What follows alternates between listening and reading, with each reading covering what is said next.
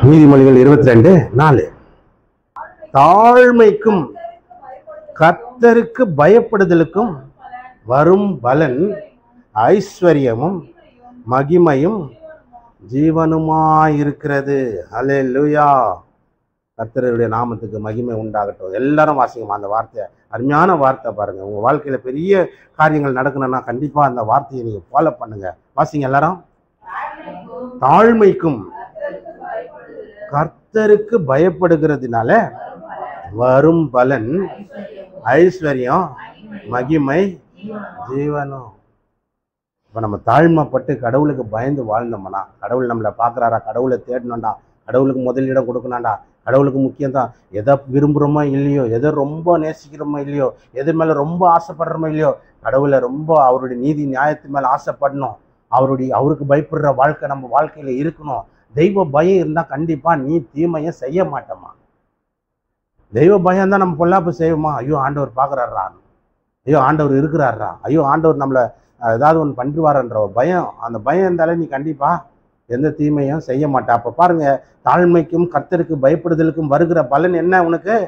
ஐஸ்வர்யம். ஐஸ்வர்யம் கொட்டங்க. அதான் நீ போய் கஷ்டப்பட்டுன்னு தான் நான் இன்றைக்கும் சொல்கிறேன். இன்றைக்கி வேலைக்கு போகிறவங்க எல்லாருக்கும் நீங்கள் போய்கிட்ட சொல்லுங்கள். வீட்டில் பார்த்தீங்கன்னா கூட இன்றைக்கும் நான் சொல்கிறேன், நீ ஆயுசுக்கும் கஷ்டப்பட்டாலும் இந்த மாதிரி ஐஸ்வர்யம் மகிமை ஜீவன் நல்வாழ்க்கை. ஜீவன் என்பது நல்வாழ்க்கை, லைஃப். நல்ல லைஃப் உனக்கு கிடைக்கவே கிடைக்காது. கஷ்டம்தான் பட்டுனுக்கணும், கஷ்டம்தான் பண்ணணும். காலத்துக்கு நீ கஷ்டப்படணும். அப்போ நீ எதுக்கு இம்பார்ட்டன்ட் கொடுக்கணும்? அப்போ உனக்கு நல்ல பலன் உனக்கு வரணும்னா என்ன வரணும்? அவருக்கு பயப்படுற பயம் உனக்கு, ஒரு தாழ்மை வரணும் உனக்கு. கடவுளுக்கு முன்னால் தாழ்மைப்படுங்கள், அப்பொழுது அவர் உங்களை உயர்த்துவார். அப்போ கடவுளுக்கு பயப்படுற பயம் உனக்கு இருக்கணும். கடவுள் பயம் உனக்கு இல்லைன்னா கண்டிப்பாக உனக்கு இப்படிப்பட்ட பலன் உனக்கு கிடைக்கவே கிடைக்காது. நீ எவ்வளோ கஷ்டப்பட்டாலும் உனக்கு பிரயோஜனம் இல்லை. பிரயோஜனம் இல்லை. ஓமகுண்டத்தில் நெய்யை ஊற்றின மாதிரி தான். இல்லையா? ஓமகுண்டத்தில் நெய்யை ஊற்றின மாதிரி தான் உங்க கதை. அவ்வளோ காசு கொடுத்து நெய்யை வாங்கி போய் ஓமகுண்டத்தில் ஊற்றி எரிச்சிட்டாங்க. என்னடா அவள் தான் போயிடுச்சு, என்னங்க உனக்குல உரம் புகை தான் வந்தது. நெய்யை ஊற்றி ஒரு பிரயோஜனமாக இல்லை. நீ அவ்வளோ கஷ்டப்படல, உனக்கு எந்த லாபம்? உனக்கு இந்த மாதிரி ஐஸ்வர்யம் மகிமை ஜீவன் உனக்கு வேணாண்ணா. எல்லாரும் உன்னை புகழ்றது தான் உனக்கு மகிமையை கடவுள் கொடுக்குறாங்க. பிள்ளைங்க மத்தியில், சொந்த பந்தம் மத்தியில், எல்லா ஜனங்களுக்கு மத்தியில் உன்னை நல்ல நிலைமைக்கு வைக்கிறார் பாரு, நல்ல சுகமோடு வைக்கிறார் பாரு. அதுதான் உனக்கு மகிமை. மகிமை ரொம்ப காலத்துக்கு உன்னை வாழ வைக்கிறார் பாரு. இப்போ வந்தவெல்லாம் செத்துடுறான், சின்ன வயசுலேயே செத்துடுறான். ஆனால் நீ ரொம்ப நாள் வாழ்ந்துனுக்கிற காரணம் தேவன் உன்னை மகிமையை படுத்தி வைத்துக்கிறார். அல்லேலூயா. அப்போ உனக்கு ஜீவன் நல்ல வாழ்க்கையை கொடுக்குறார். ரெண்டாவது ஐஸ்வர்யத்தையும் கொடுக்குறாரு. அப்போ கடவுளுக்கு பயப்படுற பயம் உன் வாழ்க்கையில் ஐஸ்வர்யத்தை உண்டாகும். ஆனால் மனுஷருக்கு பயப்படுற பயம் கண்ணியே வர வைக்கும். அப்படின்னா என்ன அர்த்தம்? சொன்ன வரத்துல மனுஷனுக்கு பயப்படுற பயம் கண்ணியை வர வைக்கணும். கண்ணினா கண்ணி பொண்ணா சார்னு கேட்கலாம். கண்ணி வெடின்றோம் இல்லையா, அது உன்னை லாக் பண்ணிடும், உன்னை பிடிச்சிடும். மனுஷனுக்கு பயப்படுற பயம் உன்னை லாக் பண்ணிடும். அந்த பயத்தில் உன்னை உட்கார வச்சிடும், உன்னை நல்ல நிலைமைக்கு உன்னை ஆக்காது. இப்போ கடவுளுக்கு பயப்படுற பயம் உனக்கு இருந்தா ஐஸ்வர்யம் மகிமை ஜீவன் நல் வாழ்க்கை உனக்கு கர்த்தர் நல்லவர். அல்லேலூயா. ஏசாயான்ற ஒரு புஸ்தகத்தில் 61:7, ஏசாயா 61:7, உங்க வெட்கத்துக்கு பதிலாக ரெண்டத்தனையா, இதான் டபுள் போர்ஷனுங்க. இந்த இடத்துக்கு தான் டபுள் போர்ஷன் வருது இங்கிலீஷ் பைபிளில். வாசிங்க. இரண்டத்தனையாய் பலன் வரும். ரெட்டிப்பான பலன் உனக்கு வரும். டபுள் போர்ஷன் இந்த மாதிரி 2 பங்குன்ற மாதிரி, 2 பாகம்ன்ற மாதிரி, இரு பரிவாரங்கள் சொல்ற மாதிரி. உன் எங்கெல்லாம் வெக்கப்பட்டியோ அவமானப்பட்டியோ உன்னை அங்கெல்லாம் கர்த்தர் தூக்கி நிறுத்துவார். எப்போ நிறுத்துவார்? பசும் பொண்ணை பார்க்கலாம் அவருடைய பயப்படுற பயம், அவருக்கு பயப்படுற பயமோ அவருடைய நீதி நியாயத்தை நீ விரும்புகிறப்பார்.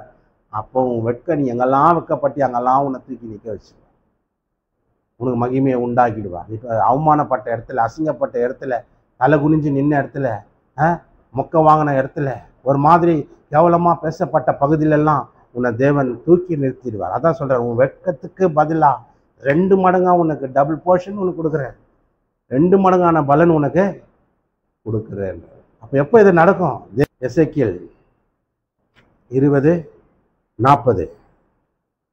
கடவுள் எல்லா ஜனங்களுக்கும் சொல்கிற ஒரு வார்த்தை.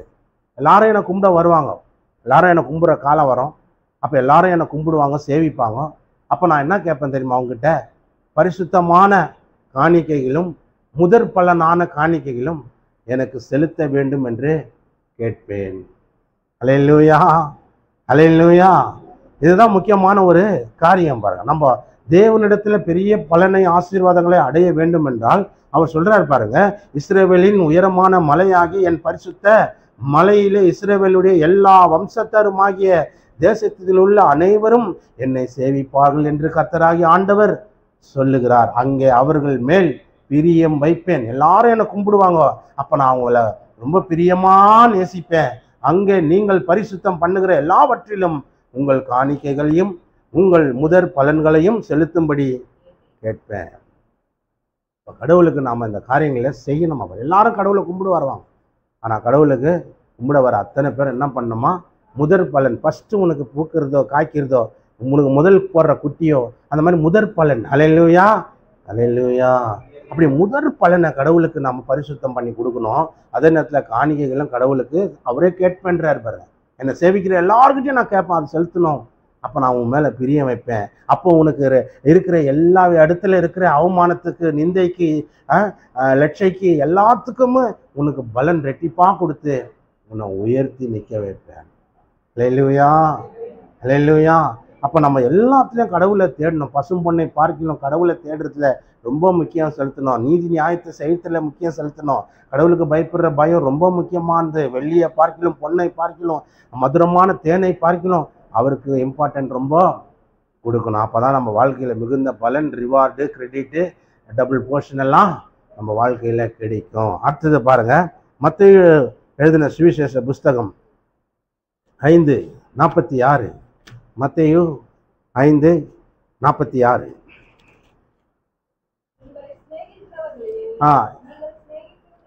இங்கே ஒரு பலனை பற்றி நம்ம பார்க்குறோம் பாருங்க. இவ்வளோ நாள் பார்த்த பலனெல்லாம் கடவுளுக்கு பயப்படுற பயம், கடவுளுக்கு நாம் மதிக்கணும், கடவுளுடைய நியாயத்தை செய்யணும், அப்போ நம்மளுக்கு கிடைக்கிற பலன் மிகுதியாக இருக்குன்றதை பார்த்தோம்.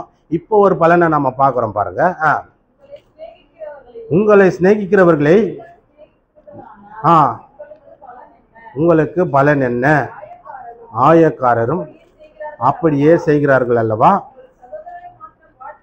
உங்கள் சகோதரர்களை மாத்திரம் வாழ்த்துவீர்களானால் நீங்கள் விசேஷித்து செய்கிறது என்ன? ஆயக்காரரும் அப்படி செய்கிறார்கள் அல்லவா? இங்க சொல்லும் போது ஒரு காரியத்தை ஆண்டவர் ஜனங்களுக்கு சொல்றார். என்ன சொல்றாரு? 43 வாசிங்க. உனக்கு அடுத்தவனை சிநேகித்து கேள்விப்பட்டிருக்கிறீர்கள். நான் உங்களுக்கு சொல்றேன், கவனி. உன் சத்துருவை நேசி, உன்னை சபிக்கிறவர்களை ஆசீர்வதி, உங்களை பகைக்கிறவர்களுக்கு நன்மை செய்யுங்க, உங்களை நிந்திக்கிறவங்களுக்காகவும் உங்களை துன்பப்படுத்துகிறவர்களுக்காகவும் ஜெபம் பண்ணுங்க. பார், கடவுள் சொல்ற ஒரு வார்த்தை என்ன சொல்றதுன்னா, இப்போ நீ பழைய ஏற்பாட்டு காலத்தின்படி ஒருத்தவன் கண்ணை நோண்டிட்டா நீ அவன் கண்ணை நோண்டணும். இதான் நீதி. உன் பல்ல ஒருத்தன் ஒடிச்சிட்டானா அவன் பல்ல நீ எந்த பல் ஒடிச்சானா அந்த பல்ல எடுத்துன நீ. உன் விரல ஒருத்தன் ஒடிச்சிட்டானோ அது எந்த விரல எடுத்தானோ அதே விரல் நீ அடிக்கணும். எந்த கையை வெட்டினானோ அந்த கையை தான் நீ வெட்டணும். கண்ணுக்கு கண், பல்லுக்கு பல்லுன்றது பழைய ஏற்பாட்டு காலம். உன்னை ஒருத்தன் விரோதிக்கிறானா நீ விரோதி, உன்னை ஒருத்தன் திட்டுறானா நீ திட்டு, உன்னை ஒருத்தன் அடிக்கிறானா நீ ஒரு அடி அடி, அப்படின்றதெல்லாம் பழைய ஏற்பாட்டு காலம். இப்போ நான் உனக்காக ரத்தம் சிந்துட்டேன், உனக்காக இறங்கி வந்துட்டேன், இப்போ நான் உனக்கு ஒன்று சொல்கிறேன், நல்லா கவனின்றார். அல்லேலூயா. எல்லாரும் சத்தமாக சொல்லுங்க, தூங்குறவங்க. இப்போ நான் உனக்கு சொல்கிறேன், உனக்கு பலன் வேணும்னா என்ன பண்ணணும்? உனக்கு பலன் வேணும்னா இப்போ நீ உன்னை ஒருத்தர் அடிச்சிட்டானா நீ திருப்பி அடிக்கிறதா உனக்கு பலன். அப்பாடா நான் அடிச்சிட்டேன்டா அவனை அப்படி. உன்னை ஒருத்தர் திட்டானா நீ திருப்பி திட்டினா அப்பாடா திட்டான்டா, என்னம்மா பாரு வா திட்டேன்டா, அப்பா மனசார திட்டி விட்டேன்டா அப்படின்னு. அப்படி கிடையாது சார். இப்போ நான் உனக்கு சொல்கிறேன், அதெல்லாம் கண்ணுக்கு கண்ணு பல்லுக்கு பல்லுன்ற அதெல்லாம் அது அந்த காலம்.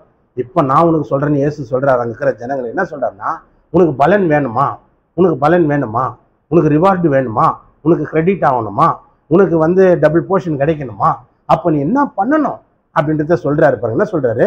நான் உனக்கு சொல்கிறேன், உங்கள் சத்துருக்களை நீ சத்துருவாவே பார்க்காது. அவன் என்ன பண்ண, யார் எதிரோ பக்கத்துலையோ அக்கத்துலையோ யார் சத்துருவா இருந்தா அவனுக்காக ஸ்நேகி. அவன் உனக்கு சத்துருவா தான் இருக்கலாம், ஆனால் நீ என்ன பண்ண, ஸ்நேகி. அல்லேலூயா. அப்புறம் உன்னை ஒருத்தர் சபிக்கிறானா அவனை என்ன பண்ண, அப்படா அப்படா நல்லா நல்லா நீ நல்லா நீ நல்லா இருப்பியான்னு உன்னை ஒருத்தன் கேட்டாங்கன்னா நீ என்ன பண்ணோம்? சரி நீ நல்லா இருப்போ அப்படின்னு. உன்னை சபிக்கிறான் அவன். என்ன நீ நல்லாவே இருக்க மாட்டேன்னு சொன்னா நீ என்ன சொல்லணும்? நானா?